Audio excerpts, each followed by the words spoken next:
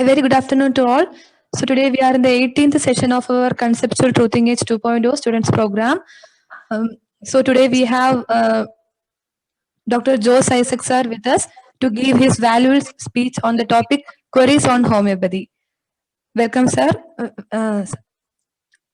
So I invite Lakshmi Segal for the welcome speech.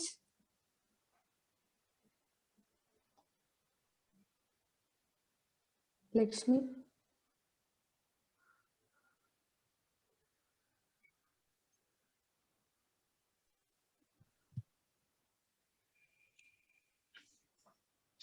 Please unmute Lakshmi. Good afternoon, everyone. Welcome to the 18th session of Conceptual Truthing Age 2.0. Today we have with us the eminent Dr. Jose Isaac sir. Dr. Jose Isaac sir is the former professor of Government Homeopathic Medical College, Trivandrum. He was the chairman of CCH Finance Committee, Ayush Department, Government of India. He is also the visiting professor of Friendship University, Russia. I welcome Doctor to this platform. Today he will be speaking on the topic queries on homeopathy. Welcome, sir. Thank you, Lakshmi. Thank you for the welcome. Dear students, colleagues, friends. So, when Dr. Yahya and Mr. Prasad told me to give a speech on this student forum and to select a topic for the meeting, I was thinking what to do. Then I thought about my student days when after reading our philosophies and everything, usually after reading every chapter or every aphorism in the Organon, we have lots of queries or thoughts, because homeopathy is in many ways opposite to the contemporary science and its thinking and its way it is going on. So it is definitely a very, very different system. And that's one of the reasons why many people are skeptical about homeopathy also. And when you are all students, your primary aim is to pass the examinations. But later, when you come out of the institution, your aim is to become a good practitioner. So the main thing that happens is during the student days, while you are undergoing the undergraduate course, usually you are spending 75% of your time for the other subjects, not for homeopathic subjects. I mean, the homeopathic subjects, the Organon, Materia Medica, and repertory. But at the same time, we need a background, a basic knowledge of all other subjects like anatomy, physiology, biochemistry, pathology, practice of medicine, gynecology, surgery, etc., etc. And it helps us in knowing about the disease, how it develops, and everything according to the modern scientific findings. But beyond that, there is something which every student should understand. And the problem is, during the college days, people are spending 75% of the time for these other subjects. And the homeopathic subjects are not actually taken care of in a proper way. So this problem comes to the surface, and when they realize it, it is already they are out of the college or they have already started the practice, then only they realize it. But after realizing it, we don't have a platform to discuss or to get this doubts and everything cleared in a proper way. Then generally people go and get the advice of some other doctors during house surgency or afterwards, and then they give some kind of ideas, and on that basis they start their practice in a way. So this is one of the greatest problems which we are facing now. But still, there are people who got some thread or a spark during their college days. And finally, that spark will slowly come up. And after practicing for some time, the experience also helps them. And slowly they develop a sort of reinventing homeopathy in a way. And at that time, after 10 years of practice, they will understand that more time should have been given to the study of philosophy, materia medica, and repertoire. So this thinking comes in a later stage of practice. And finally, some of the doctors, what happens is, they go through the organon philosophies, and on that basis, they start developing their own methods. And many times, they wanted to follow the Hahnemanian way in a very, very ardent way, strong support. They become strong supporters of homeopathy and like that. But the people who have the passion for homeopathy, the passion does not come all of a sudden. It comes by reading the philosophies, slowly appreciating it, and finding certain things in practice which justifies their thinking process. And then that passion develops and develops. Such people go to the higher and higher levels, whereas others just remain in a lower level in a way. That's why we see different types of practitioners in homeopathy and different levels of practice also. Some people, after studying these non-homeopathic subjects, they go mostly into they start understanding the origin and the development of diseases from the so-called scientific methods and ways, and go to multiple combination prescriptions and all those things. But some of them, after some years, they learn a lot from their experiences, and when they correlate what they have read and their practice, they learn and go to the single remedy practice level. One thing I can tell you is all the great homeopaths which we know or which we remember are all single remedy prescribers. And homeopathy is not just like other systems of medicine. Why I say like this is, people come to homeopathy when allopathy fails. 90% of our patients comes to us after trying the modern medicine, everything, and then comes to us. And the actual merit of homeopathy lies in the treatment of chronic diseases. And these chronic diseases, what is happening is, you know that in an arthritis patient, in modern medicine, they give painkillers or anti-inflammatory remedies like that. So they just see only the inflammation and the pain and everything, which they can see with their through the microscope, or they can detect it through the RA factor or ASO titer or something like that. So their level ends there, just by removing inflammation or pain or something, they are satisfied. But they don't realize that they are in a very, very superficial level. The disease is not just an inflammation or a pain or anything, edema or anything. It's beyond that.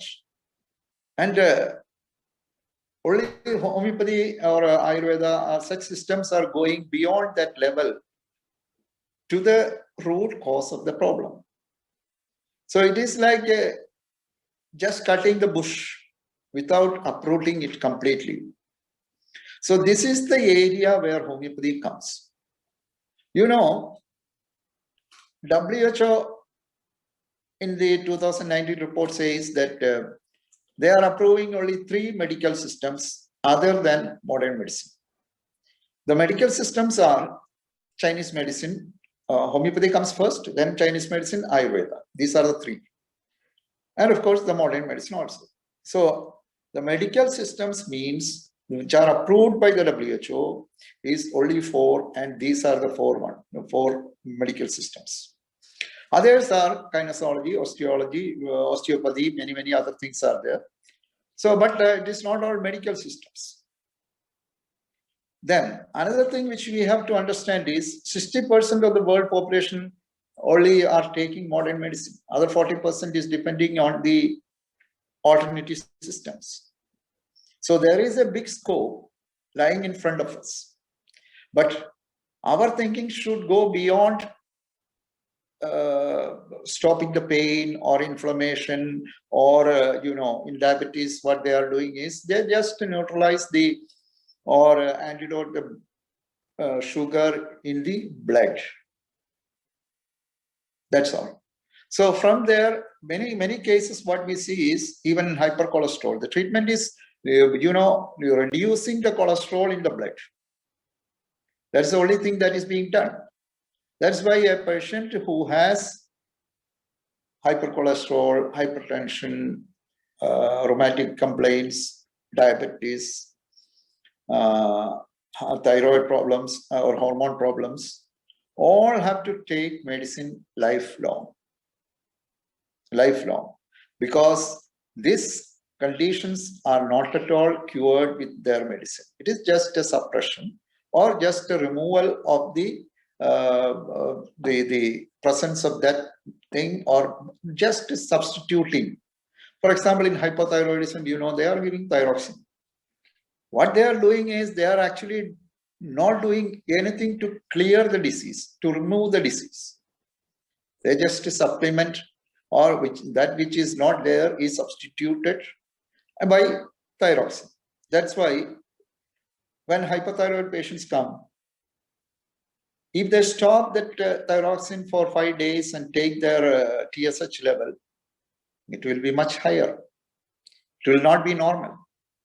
So this is the one thing which every student should know. That means in modern medicine, they are treating the patient at a superficial level only. And that is the reason why nobody is getting cured of these diseases, the main chronic diseases in this world. Around the world, the main chronic diseases are 5 chronic diseases: hypertension, diabetes, hypercholesterol, arthritis, allergy. These are the things. So this is the scope of homeopathy, because you cannot survive just treating the acute diseases alone. As you know, in acute diseases, it may disappear within a week without even medication, like a fever or a diarrhea or a headache. All these will disappear within a week normally. Or if it is a smallpox or chickenpox, it will take 2 weeks or 3 weeks sometimes. That's all. But the real scope of homeopathy lies in the chronic diseases.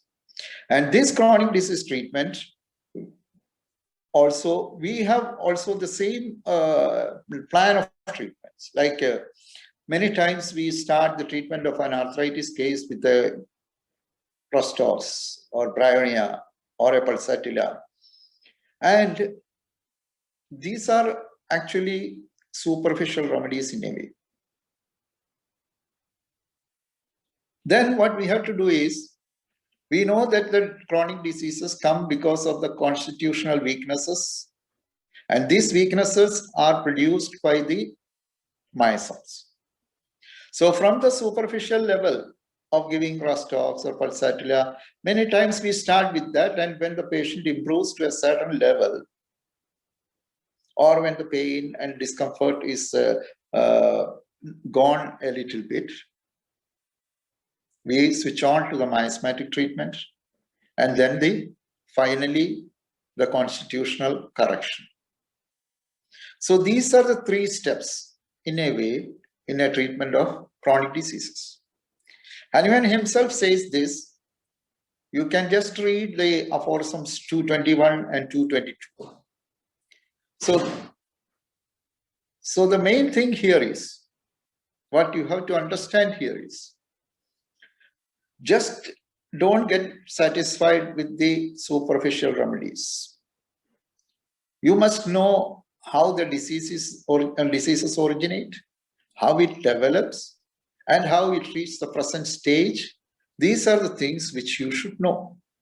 And we also should not stop at the level of modern medicine, like stopping the inflammation or pain or something. That is not our idea. Our merit lies in going beyond that level. That going beyond that level means you must know what is the mechanism behind, and how you will know what is the mechanism behind. From the symptomatology, you will be able to know the mechanism behind that particular chronic disease. So after going through the first level of medicines, you have to go to the next level, that is the miasmatic level, and then the constitutional level. Sometimes this miasmatic level and the constitutional level will be the same. Both will be the same. So what you have to do is, sometimes we can give, for example, when we are giving a sulfur or a medorinum or a calcarea carb, we are giving a constitutional as well as a miasmatic remedy. So some cases, we have to go in this way. Sometimes the constitutional and the miasmatic remedy may be the same. So these are the things which you have to understand from the very beginning.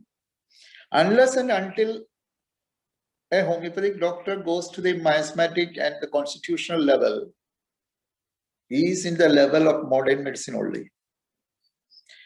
I know certain doctors who are just giving a Rastox for a long, long time and remaining with that level. So it is only on the superficial level. They don't go, Rastox is not a big miasmatic remedy. And it's a vegetable drug also. So there comes the importance of going to the chemical, animal, acid, mineral, nosodes, sarcoids level. So when you look at the whole thing, every chronic disease, in its acute stages, when the patient comes to us for a treatment, many times what is happening is, we are starting with this kind of superficial remedies, the vegetable drugs. In many cases of gastric complaints, we may start with an Exomicam. But later, we have to keep in mind that we have not gone to the miasmatic level and then to the constitutional level. Then normally a question can come, why can't we start with the miasmatic constitutional remedy from the very beginning? Sometimes it may work. But in many cases, the problem is, the patient has gone to an acute stage where the patient is coming with a severe pain or such things. And then we have to give importance to that. The totality at that time points towards a superficial remedy. But later we know that when you go deeper and deeper, you have to go to the miasmatic level and the constitutional level. It is like what Bonnie Hassan has said. Don't try to uproot the whole tree all of a sudden. What you have to do is cut the branches first, one by one, then go to the root finally. This is what Bonnie Hassan has said. So like that, we have to see this, the treatment of chronic diseases. So this is the basic difference between the contemporary orthodox system of medicine and homeopathy. And only if you go to that level, this deeper level, you can get a complete cure, a miraculous cures. And that's what made homeopathy more popular in Kerala also. So this is the way one has to understand homeopathy, and the study of homeopathy should start from this level. And once you reach that level, you can understand more and more things. So the study of homeopathy is not an easy one. It needs a lot of skill and intelligence. And for that, basically what we need is a basic and very strong foundation on the fundamental principles and the philosophy of homeopathy. The only by studying this philosophy of homeopathy in a great level, you can go to the study of materia medica and how to use the materia medica, and at what point of time you have to switch on to the constitutional medicine or miasmatic medicine. Everything is that knowledge comes from the philosophy. And also what miasm causes these diseases. In many cases, patients are coming after a lot of medication, and many times it is difficult to find out the original symptoms also. So what we have to unlock, what we have to do to unlock the case, that also has to be studied. So these are things which or the plan of treatment you are getting from the philosophy of homeopathy. That's why we are in our PHMS course, we have the organon, then we have 5 more philosophies to study, basically because of this. So this is the way one has to study homeopathy, and this is one area which many times are missing. That's why I'm emphasizing on this. But now our topic today is the queries on homeopathy. So I invite your questions. You can ask any question on homeopathy. Whatever I can help you, whatever way I can help you, I can give you the answer. And I request the moderator to get the questions, or somebody can ask directly. I don't know what is the arrangement here. Come on. Okay, thank you, sir. Thank you so much. So, please ask your questions or raise the hands. We will unmute you. All can ask questions. So write it on the comment box, chat box also.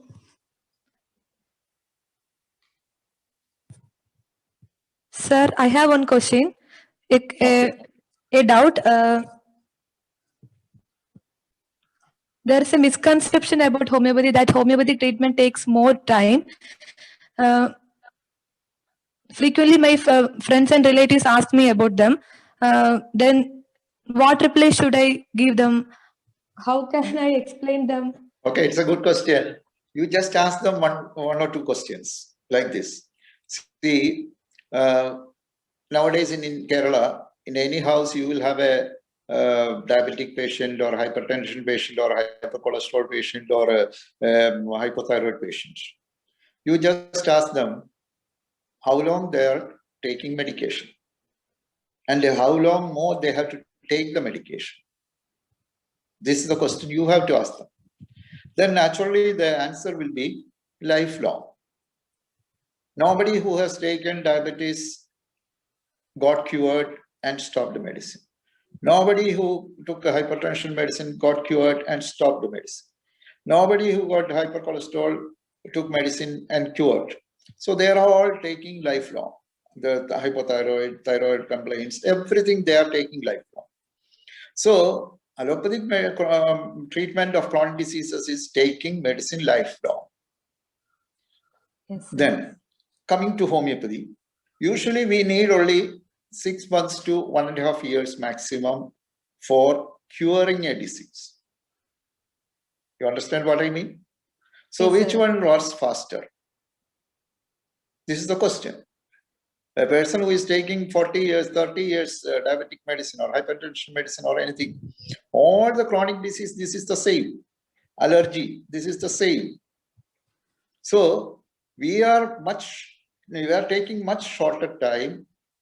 And sometimes people ask the question, how long will take the treatment to cure a case? Hahnemann says, if you had a disease for 1 year chronicity, it will take 2 or 3 months. But if the patient has a chronicity of 10 years, it may take 1.5 years. So corresponding is the way, So actually, whatever these people say, the main thing is in allopathy, there is no end. Once you start taking it, you have to take lifelong. But in homeopathy, you can finish the case. Another thing is we are curing the case.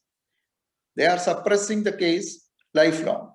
That's why, for a person who is taking hypertension medicine, in the beginning, they are taking only half a tablet. After 2 years, they take half a tablet in the morning and half in the evening. So 1 tablet. Then after 5 years, this 1 tablet will go to 1 in the morning and 1 in the evening, so 2 tablets. Then after 5 years, they will change this medicine to a more stronger one. Why?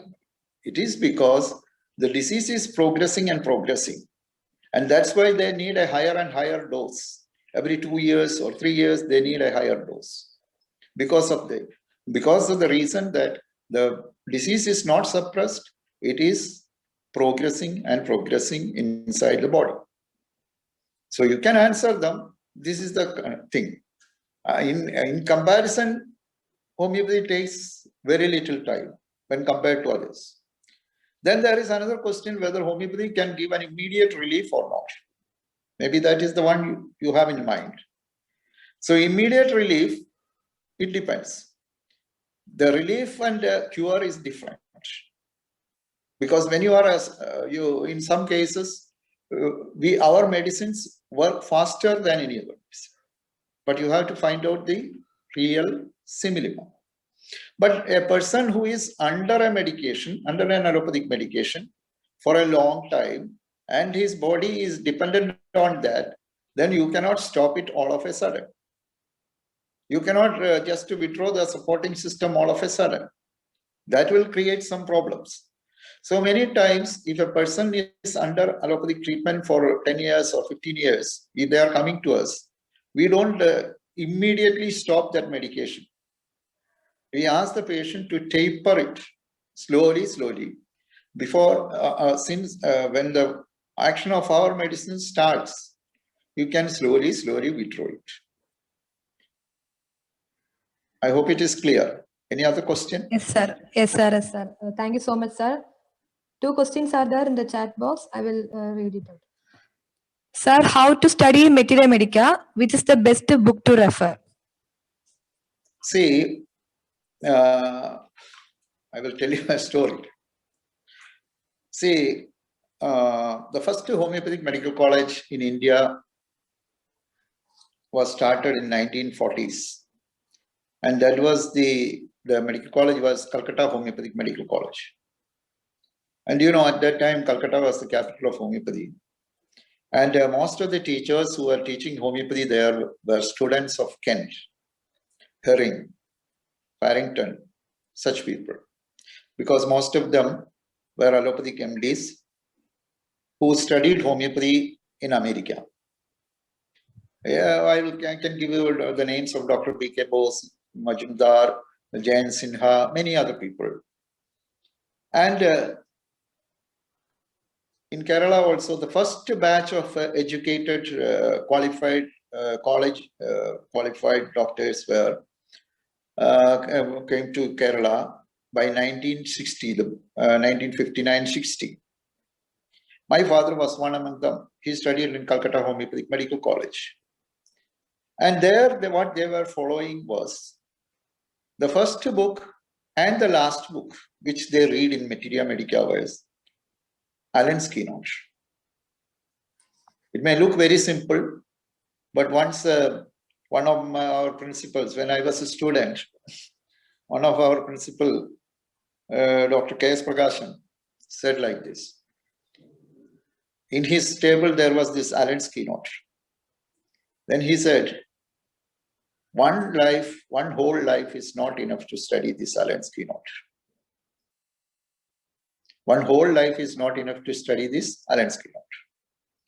So their plan was at that time, first read the Allen's Keynote, especially the bold black letters.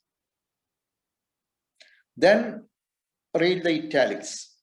You know there are 3 grades. Then the normal letters. So you will get the most uncommon, peculiar characteristic symptom of a drug you learn first. Then the next is italics, the next important one, and then the normal. Then after reading this Allen's keynote, go to the next level, that is Leaders in Therapeutics by Dr. Nash. Then go to, you will get a more descriptive way, more poetical way of description of a remedy by reading the Lectures on Homeopathic Materia Medica by Dr. J.T. Kent. Then these 3 books, that means the first one is Allen's keynote, next is Leaders in Therapeutic by Nash, then Lectures on Homeopathic Materia Medica by Kent, and then finally, when you go to the 3rd year or 4th year or the last year, read Farrington's Clinical Materia Medica. It's very tough in a way because a lot of comparisons are there. So by starting with one remedy, starting the symptom or after studying the symptomatology of one remedy, you are expanding that main symptoms. You will find in Nash only indications of 5 or 6 indications in his lectures on one drug, because he was basically a great practitioner. So whatever is used in practice, he has put it there.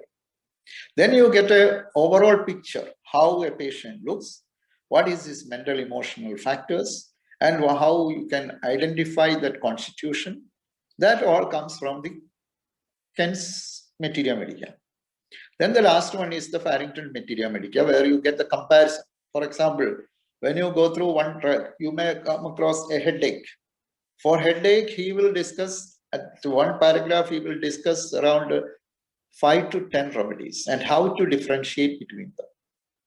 So these are the 4 Materia Medicas which were taught in the Calcutta Homeopathic Medical College by the students of Kent, Farrington, Herring, etc., etc. So this is the best way to start studying the Materia Medica. But nowadays what we see is, again, one more thing I would like to say, the study of Materia Medica, when you ask how to study Materia Medica, what is your purpose of studying Materia Medica, that you have to identify first. If you want to be a practitioner, what you need is to study the clinical symptoms of each drug. So this clinical symptom, clinically verified and proved and found effective, these symptoms you will get in Allen's keynote, Nash, etc. Then if you are studying Materia Medica for the purpose of doing research and everything, or from an academic point of view, to increase the knowledge of one particular, knowledge about one particular drug, you can go to the Bible, that is the guiding symptoms of Materia Medica. And if you want to know all the symptoms a drug has produced in its proving, you can go to the Encyclopedia of Materia Medica. So these are the books which you have to, these are the basic books. And about the Materia Medica that are coming up now, I would say that most of the people who are writing Materia Medica are picking out symptoms from these books and putting it into compiling a Materia Medica. They have not done any proving. Without proving from where they get this Materia Medica, the symptomatology, mostly from these books. So as a student, your first goal is to become a good practitioner and follow this Allen's keynote, Nash, Kent, pharyngeal. Pharyngeal's clinical materiality. So this is the pattern, the best pattern to be followed. Okay, next question. Okay, thank you, sir. The next question is, what is the best way to treat disc prolapse in homeopathy? Disc prolapse. Yes, sir. Disc prolapse. Okay. So usually the person who is having disc prolapse complains of pain, stiffness, and since you are students, I would like to explain to you a little, from the beginning. See, this disc prolapse comes why? Why it comes? In the beginning, what we see, the symptoms are just a stiffness in the morning, maybe usually in a cold, rainy season, difficult to move, everything, just a stiffness. Then later it develops to a little bit of pain, then difficult to move. Like that, it goes for further progress and progress and progress. But if this patient is coming to you in the very beginning, it would be very easy to treat. But most of these patients are coming after taking some painkillers for some time. And finally, these doctors advise laminectomy, operation surgery, and then they come to us. So there are two types, which comes in the beginning and that comes after the disease has progressed to a certain level. So here, usually what we start is, we start with a superficial remedy, then goes to the next level, next level, next level. Then usually the myasm behind this is psychotic myasm. But you may get a patient in the psoric state also if the patient is coming to you in the very beginning where there is only stiffness. So sometimes a few doses of Restox will clear it if they are in the very beginning of the disease. If the pathology has not advanced much, a Restox or a Pulsatilla or an Exomica or an Atremor may cure this case. But if not, you have to go to the deeper level. That means the miasmatic level. Once the symptoms are almost brought under control, you can go to the miasmatic level. That's why in Aphorism 222, Hanuman says, after giving a superficial remedy and getting a relief, don't think that the disease is cured. It has to be followed by miasmatic medication. You have to give anti-miasmatic remedies. That's what is written in 222.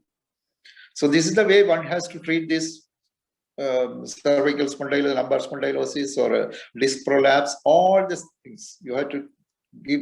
The plan of treatment should be like this. Okay, next. Okay, thank you, sir. Next question is, what is the best way to best medicine for cervical spondylosis? Cervical spondylosis also, actually the treatment is almost the same. That means it can be cervical spondylosis or lumbar spondylosis. These are the two areas where usually we find the symptoms or more prone to get the disease. So it is like this. The main remedies are, Exomica. Then we have the causticum. How it comes, whether it is due to some trauma. If it is due to trauma, you have to think of arnica, hypericum, everything. So depending on the etiology, you can prescribe. Second point is you can prescribe depending on the symptomatology, whether it is on the left side or right side, or when turning to the left or right, you get the pain. All these things you have to consider. And the beginning of treatment, the best method is to either go for the etiology or the symptomatology. If there is an etiology, you have to start with that etiology. Definite etiology is there.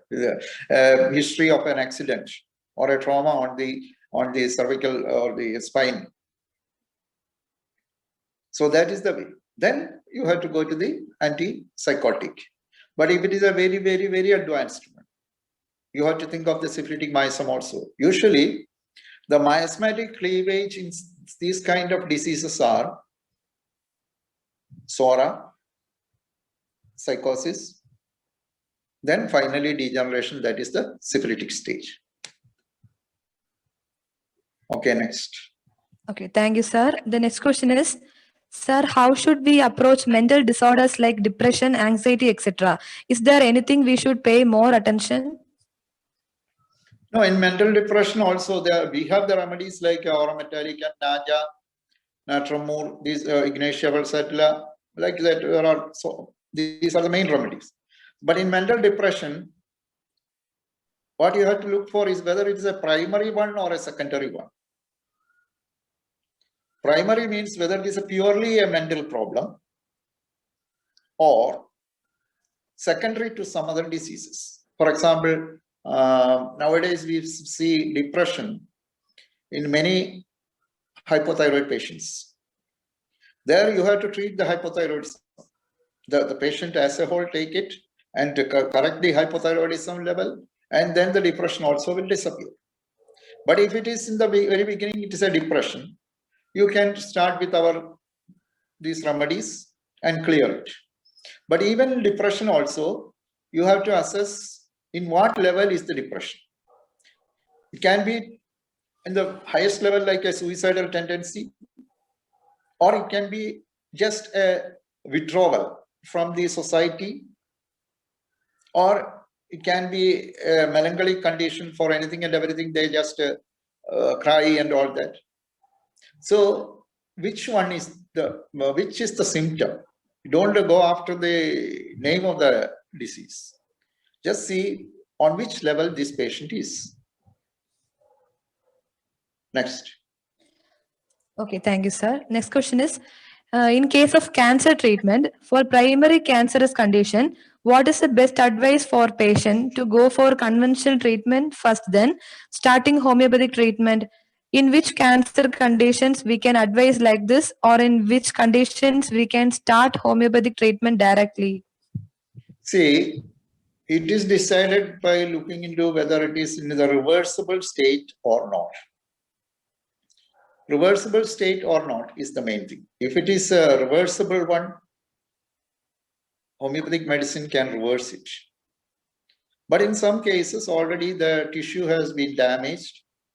And if your medicine cannot bring it back to a healthy state, it is better to remove it. Then, we know that cancer has 4 stages. Usually what we see in practice is the first 2 stages you can completely cure with your homeopathic medicines. And the 3rd stage, the metastasis comes. Then the 4th stage, the degeneration comes. So usually on the first 2 stages, the patient is on the psoric psychotic stage. And the 3rd and 4th stage, they go to the syphilitic stage. So in such conditions, it is better to, many patients are, me in my practice, what I see is either they come in the beginning, when they notice a small node in the breast or somewhere, they come. There we get 95 to 100% cure for such patients. But if they come in the 3rd or 4th stage, some people come after all the radiation, chemotherapy and everything. So by chemotherapy or radiation or surgery, they might have removed the cancerous part and they come to us for treatment. In such conditions, we can prevent the recurrence once if they have removed it in the 3rd or 4th stage. Then there are patients who are coming in the terminal stage when they are discharged from the cancer center saying that they can live only for 1 or 2 weeks. Such patients live for 1 year, 2 years without much symptoms. That means there the treatment is not aimed at a cure. Cure is impossible because the tissues are damaged and it has gone to such a level that you cannot cure it. So at that time, what we are doing is we are treating these patients because these patients usually complain of severe weakness, cannot eat anything like that. We are giving certain remedies like creosote, carbovage. These are remedies which arsenic album, all these arsenic iodide, such remedies which we give will help the patient to live in a comparatively healthy state. And the treatment is mostly based on the symptoms that are coming up one by one. Then in between, if the patient is improving, what we do is, in between, we give our anti-miasmatic treatment also, mainly Tuja, Medorinum, etc., etc. So, whether it is curable or not, if it is a question, I would say that the first two stages are curable, and the third and fourth stages depends, it varies.